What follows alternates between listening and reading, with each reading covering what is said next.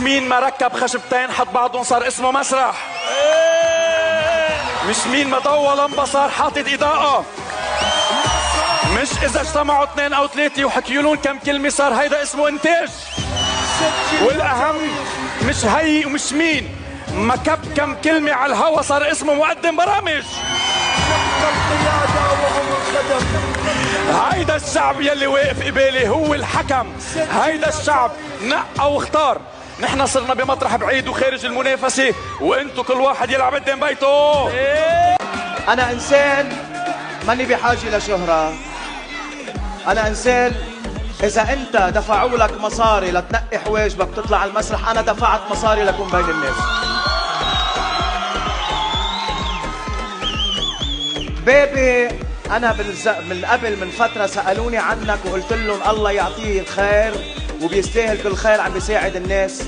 بس بيبي ما بيندق. إذا أنت كل سنة مرة لتشوف المسرح تطلع عليه، أنا 365 يوم أنا على المسرح،